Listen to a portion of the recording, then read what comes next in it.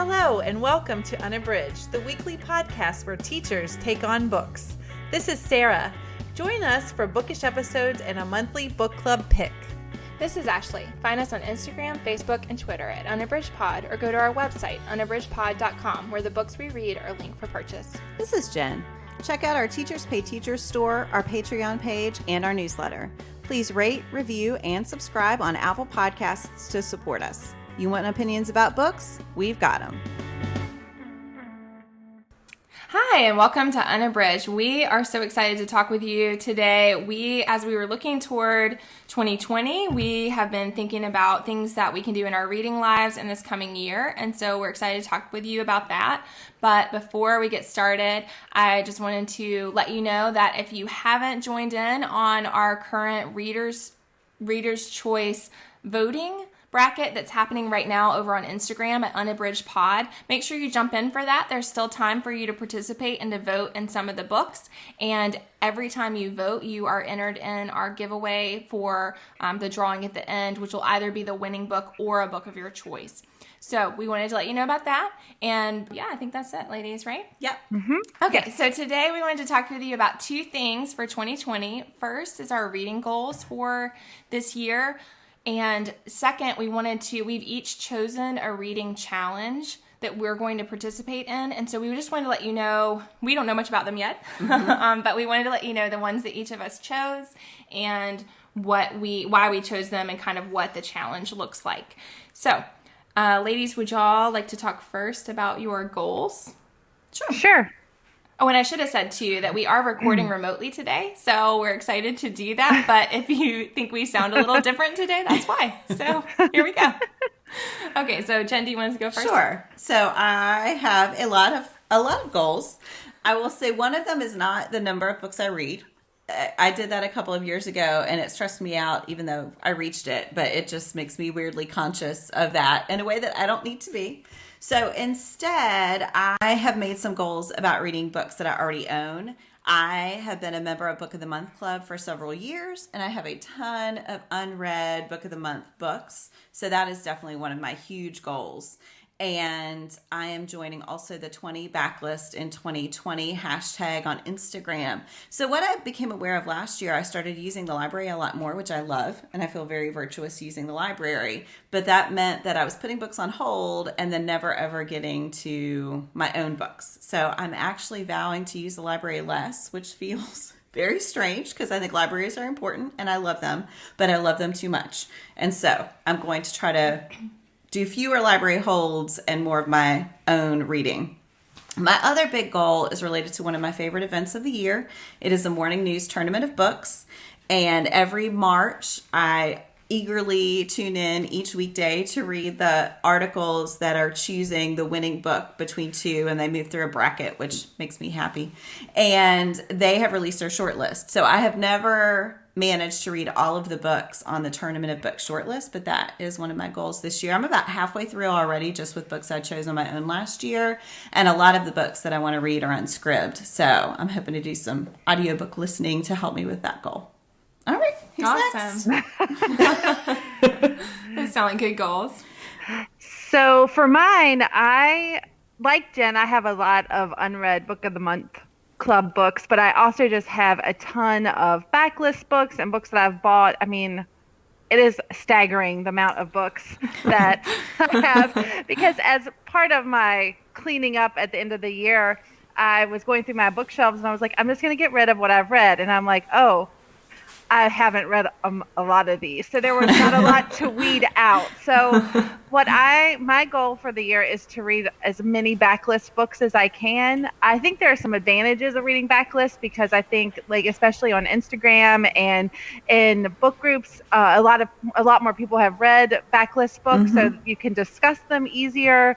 They're easier to access for others if they want to read it and do a buddy read or something like that. So I just want to read the unread books that I have in my possession. And another goal is to not be swayed by the Bookstagram hype, which I totally fall subject to all the time, which is why in the last couple of years, how I've gotten so many unread books, because I'm a slow reader. I cannot possibly keep up with the pace of others. And I just keep accumulating books. So those are my goals. Some self-control. So not falling prey to the Instagram and Bookstagram hype, and then also to just read the books. I mean, I know I have some fantastic books on my shelf, and just to read those and try to get through some backlist titles. Yeah, that sounds great. I have to say, Sarah, the Bookstagram hype is sometimes what makes me put books on hold at the library. So maybe that should be like a sub goal for me also, is to not be so swayed by that. Because when they come in the library, I'm like, oh my gosh, I have to put that on hold right now. Yes. And it's great. But yeah, it definitely impacts my reading of books that I own. One summer, I was following along with Anne Bogle's summer reading list. And I mean, I love her and I love that reading list. And I was watching all the books, and I just put every one that they had at my library on hold. And then I went to the library and I had this huge stack. and I'm like, there's no way that I'm going to read these in 2 weeks. There are like 10 books. So I definitely need to practice self-control. Yeah. Well, and that's the other problem with putting those new books on hold, is they're due in 2 weeks. You can never renew them because somebody else wants them, because of course they're heavily hyped. So even backlist is better at the library. That's true. Yeah. The possibility of renewal. That's true. That sounds like a good hashtag. Backlist is better at the library. Start it now. So Ashley, what are your goals? So Jen was talking about having a number, and I struggled about that too. And I've read other people's posts about that. And I think that I am very goal driven. So it does help me to have a number, but it is stressful when you're behind on your count or whatever. But I did that last year and did find that it was more success. The pros outweighed the cons. It was more successful than to have not done it. So I am going to do that again this year. And I participate in that on Goodreads, so it's really easy to monitor them on there and to set your goal, and then it does keep track of the pacing and that kind of thing. So I do like that enough to keep doing it, although I agree that sometimes it can cause, I think every reader just kind of has to decide what's best for them, because the anxiety that it causes can outweigh or just kind of turn you off to reading instead of being beneficial. But I think I am going to do that again. And so I'm looking forward to that as a goal, to just try to keep pace and make sure that I am reading enough each month. And another thing that I did last year is joined in on the Unread Shelf Project, like you were saying, Sarah, with the clean out. And so I cleaned everything out. I got rid of a lot of books, even ones that I hadn't read if I really felt like I wasn't going to get to them. But I kept a shelf. It was like a shelf and a half, basically, of books that I intended to read, in addition to kind of my TBR stack that's close to the bed. That's my like real pile of like what I'm actually reading right now. And I did not touch those books last year. I did not touch them. I might have taken a picture of a couple of them or something like that. But beyond that, they sat on that shelf. And so one of my goals this year is to prioritize those. And I think one thing I didn't do is I did a good job of narrowing it down to that amount, but then, which was like around 65 books, I think, in addition to, those other ones I was doing for my TBR. And I felt like that was a doable amount, but I think I didn't prioritize like which ones do I really want to read, kind of putting them in order. So I think it would be helpful for me to say, okay, of these 65, these 20, I really want to try to get to, and then making a point each month to try to read one or two of them. Because I think, like you were saying about the backlist, Sarah, it's just easy to overlook it. And I really feel like if you don't make it a priority, you don't ever get to any of them. And so then you own these books that you're never going to touch. And that does seem crazy. And so, I definitely want to join in on the Unread Shelf again. And I hadn't seen that 20 backlist in 2020, Jen, but I like that idea too, of just saying I'm going to have a goal to read a certain number of them and to just try to make sure that I do it. And I did join Book of the Month, which I'm excited about, but I already have some trepidation about how that is just increasing the number of books that I actually own in my house that I need to get to. So I haven't read my first one yet.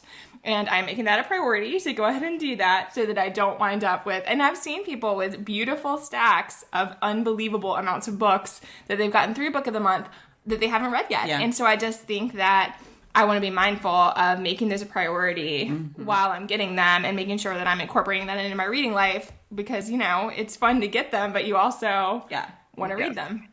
So I think those are my goals for the year. And I'm excited about those things. I wanted to add one more goal that I didn't talk about, but both of you touched on, is like tracking your reading. I am a notorious like starter but terrible finisher on all things tracking. Like I'll start out in January or whatever and be like, I'm going to do this, this, and this. And then by like March, it's like, it's gone. So I really want to try to track how many books I've read and what they are. So I've tried to do a bullet journal, which that was very overwhelming. I've tried to just list them. So I'm going to try to find something that I can use just to track the books I've read without it being too overwhelming, because I don't know. I have this horrible, I just can't keep up with it. I just get overwhelmed. Yeah. So I'm going to try to just track my reading. It's not going to be fancy, but just know what I read and how many books I read. Because I have no idea how many books I read last year. Not one clue. Yeah. And so I would like to start doing that better. Yeah. Yeah. And that's a struggle for me too. Like even with the Goodreads thing, that was one reason I was glad that I did the goal, because then I was more conscientious about putting them in there. But my number on Goodreads does not match my total number. So I know that even though I tried really hard to put them in there, I didn't tag them correctly or hit that end date or whatever thing that would trigger them to go into that count, because they were still off. But I will say the one thing that worked for me this last year, and I think I've told you this, Sarah, is that on Keep every month, I just have a little sticky note that has what I'm reading, and then it has a numbered count as I finish. And that is the only thing that has consistently worked for me, because even Goodreads is not reliable. I mean, I have a lot of them in there, but it's not, as far as total count, it's not entirely reliable. And I did the bullet journal thing, and then just a list. And even that, after like 40 books, I didn't do it anymore. And that's the only one that it's been easy enough, because I can copy and paste from month to month, whatever I'm still reading. It's been easy enough where I think I got most of them in there. And that kept a count for me, because it was easy to see whatever number I was on when I started the next month. So that worked for me, but it's a struggle to keep up with it. And to make it, just to remember to do it. I know, Jen's like the opposite here. I can share my spreadsheet with you, and I'm sure that wouldn't be overwhelming at all. It has like 50 columns now, because I added publication year, and if it's female author, and if it's an author who is a person of color, I added all those things. I feel like if I tried to fill out one of those spreadsheets, that might be the end of my reading life. And I like that in other ways. I really do. But it's like, I think that already it's hard to make the time to read at the amount that I'm wanting to read. And then to track is additional time. Yeah. But I appreciate, I've been reading a lot of Anne Vogel's emails, and I really appreciate how she's just like, that is the number, tracking your reading, like having a reading log is the number one thing to improve your reading life. And so I think, I'm going to work harder to track it, and to just take time to pause and make sure I've reflected on the book before I move on, because a lot of times on Instagram, I'm posting mid-reading instead of at the end, and I'm not always taking time to think about, about like what was my final feeling about the book. So, I mean, Sarah, you take pictures of most of your books for Instagram. I wonder if you could use that kind of as your method. Yeah, I mean, that's true. I do that. It's just weeding through and just having that concise list. Yeah, right. And that was another thing I tried, was like the highlights. I was like, I'll just like count them as I read them, and that was a total bust. That didn't work at all for me. I got to like 20, and then that's exactly. If you look at my 2019 reading challenge highlights, I get to book like 17, and then it's crickets from there on. Yes. I don't know. I'm gonna try harder to be more, more cognizant of making sure that I just write them down, and maybe I'll try the like notes keep method on my phone. Maybe that will work. Yeah. I mean, at least I always have that. That's helped me. Is that I think that part of the problem with the physical journal is I like the physical writing it down, but then if I don't have it, then I get behind. And then that's the end. Once I'm behind, it's over. So. Well, and I also think if I finish an audiobook in the car, like I finish it, I go into the next audiobook, and then by like 4 when I get home, or 5 or whatever it is, that is totally gone, and I'm on to the next thing, and then I forget, it just like snowballs. Right. Yeah. Right. Yeah. So the other thing that we wanted to talk about today is each of us, as I said in the beginning, each of us has chosen a reading challenge to participate in. And so we're going to share the ones that we chose and what they look like and kind of why we chose them. So Jen, do you want to start again? Sure. Okay. So I am doing Book Riot's Read Harder Challenge. I have to say, I read a lot of books. And Sara and I, when she shared the title, were like, we're out. The last thing I want to do is challenge myself to read harder. I feel like I'm already reading as hard as I can. There is no harder. So it is a little daunting. It has a lot of categories. One thing that I like about this, so I read a lot of books, but I don't always read intentionally. And so one thing that I really like about their list is that it has a lot of intentionality to it and has things like read a horror book, which I do all the time, published by an indie press. Read a book with a main character or protagonist with a disability, fiction or non. Read a book by or about a refugee. I'm like tearing papers over here. It's fine. We have a snow day, so we have things happening. So I'm excited to do it. I will say one thing that helps is I think it's weekly. Book Riot posts a blog. They have a blog post with suggestions for each of the categories with possible books that might meet it. And I've accidentally read a couple already. I know that there are some that are going to be challenging. Like, for example, y'all would love this, but it's read a food book about a cuisine you've never tried before. I have no idea. I'm waiting for that blog post from Book Riot to give me some suggestions. But yeah, so I'm excited / a little anxious. I operate under anxiety in all things. So that is definitely there. But yeah, I'm excited. It's the first time I've done a challenge of this type. I've done the ones that are number focused before, but not one that's been about the types of reading I'm doing. So Awesome. Cool. Sarah, how about you? So what I was looking for in a book challenge is a challenge that would not require me to either buy more books or go to the library and get books. So what I found was the Novel Night. They have a book challenge called Beat the Backlist, and they do it every year. It's a year-long reading challenge, and it's basically you are trying to read your backlist titles. So it cannot be published in the year that the current year. So 2020, no 2020 books meet the challenge. So it's 2019 and later or earlier, I guess I should say. And really that's all there is to it. There are some there is a weekly picture challenge for Instagram, which does not seem too overwhelming. And really it's just to try to get some of those backlist titles, get people talking about them, and also get them off your reading list. And so I'm also going to with like kind of hand in hand, like you said, Ashley, do that with the Unread Shelf Project.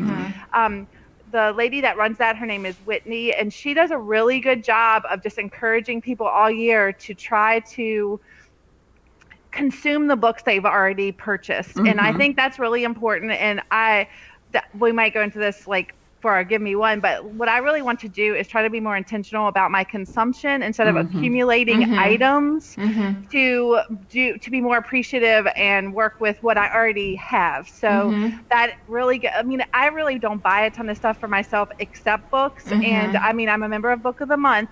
So that's every month I'm getting something new. And I'm really trying to, aside from the podcast and book clubs that I'm a part of, not just buying books to have the books. I want to try to be more intentional about consuming the ones that I already have, which I know are great because I bought them in the first place. So that's why I chose the Backlist Reading Challenge from Novel Night, and while I'm also participating in the Unread Shelf Project that the Unread Shelf does. So those are my challenges and what I'm going to try to do. Sounds great. Yeah, I love that goes together. I think that I think it ups your likelihood of success, and I think it also feels good to have like a clear focus, and it's nice that the things work toward that same goal. Yeah, so that's awesome. Man. And for me, I think when I get too specific, then I'm just like, I don't want to do it. I'm not going to do it. And so like I felt like that Novel Night with the backlist, that gives me lots of options. Yeah. But I'm also fulfilling my Unread Shelf project, hopefully. So yeah, that's awesome.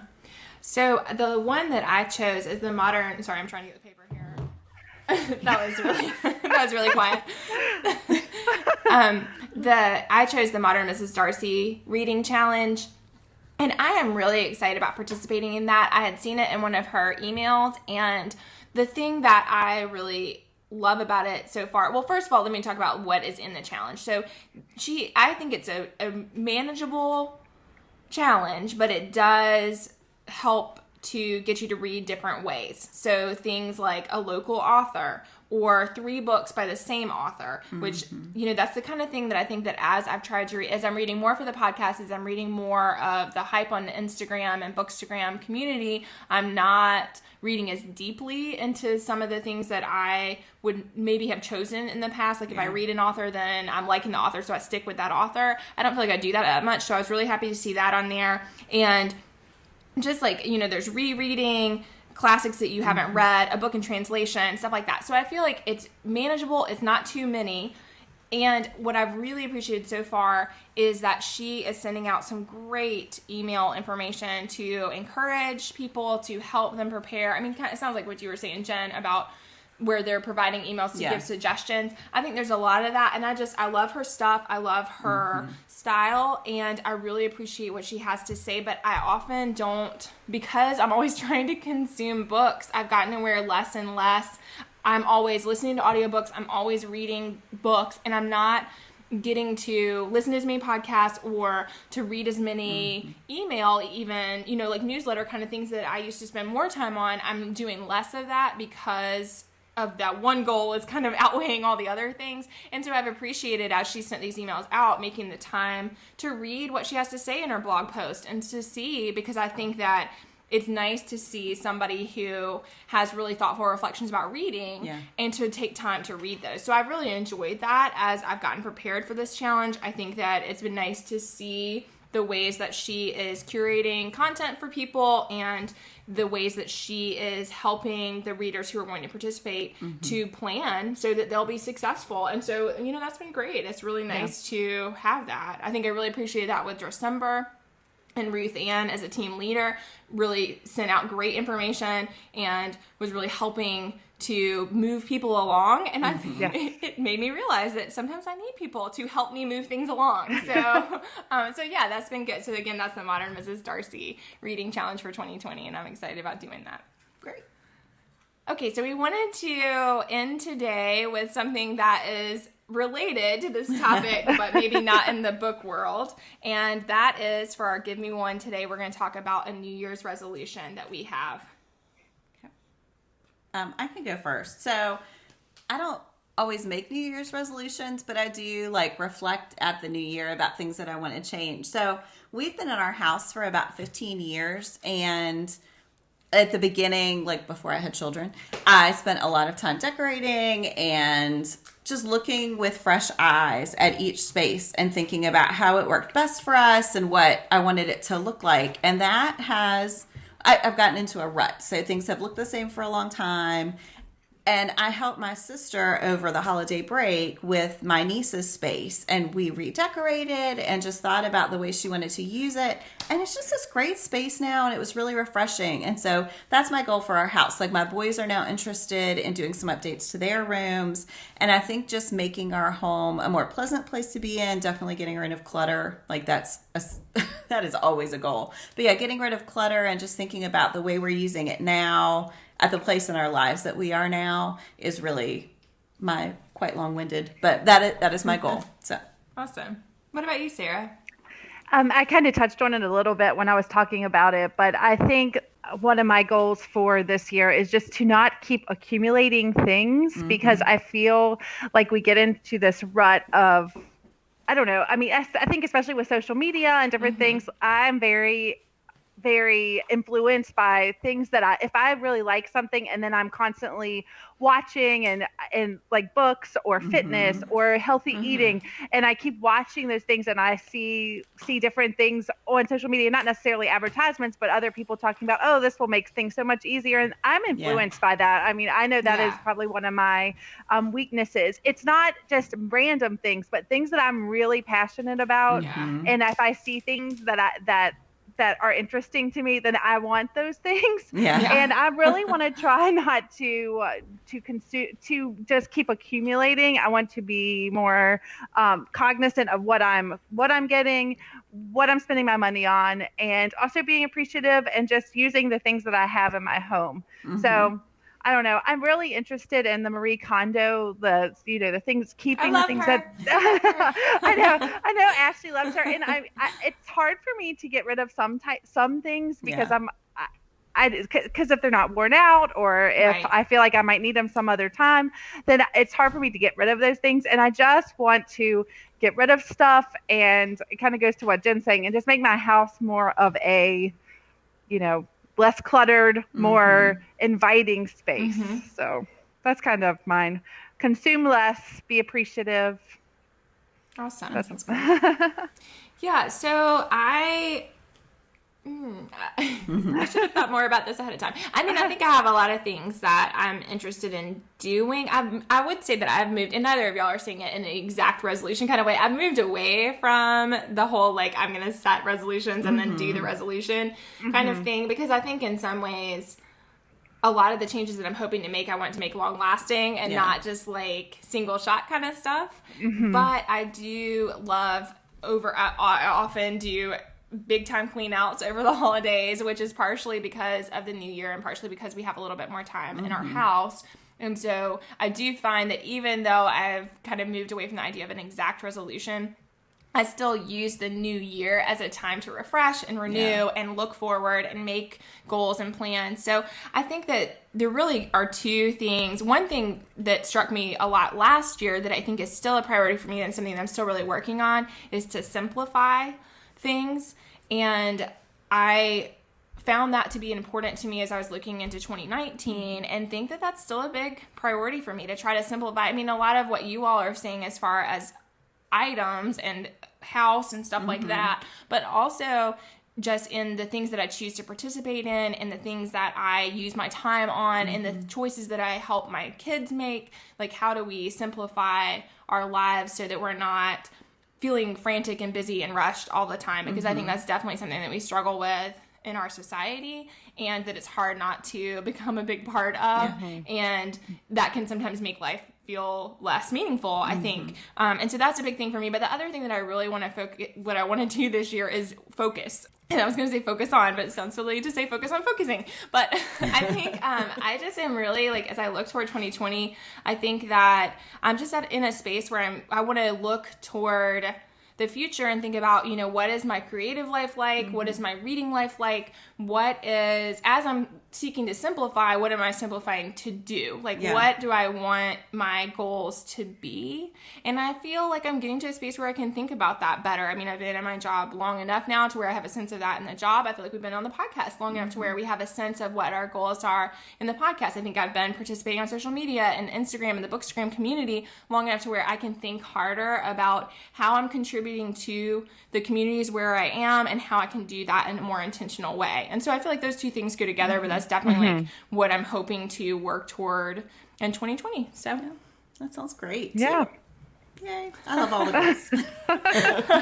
I mean, like I said in the beginning, I am very goal driven. So I do think that even though I try to resist some of the hype with things like resolutions, I know that I need goals because that is how I am successful for sure. I have to have some pressure in order to, and some of it has to be external in order to feel that I'm going to do the thing. Yeah. So. And sometimes just articulating it helps. I had not said that thing aloud before. Yeah. Now I feel like, okay, that's my thing. Yeah. And I think it is nice to feel like I can't do all the things, but what can we prioritize? And that's nice as a reader, to be like, I can't fix all the things. I can't do all the things. I can't read all the things, but what can I, of all the things I'm interested in doing, what am I going to try to tackle first? So awesome. Well, thank you all for joining us today. And on Instagram, let us know what your resolutions are, what your reading goals are, and what challenges you're participating in and how you plan to participate in those. We would love to hear all about that. So be sure to hit us up at Unabridged Pod. And thanks for listening.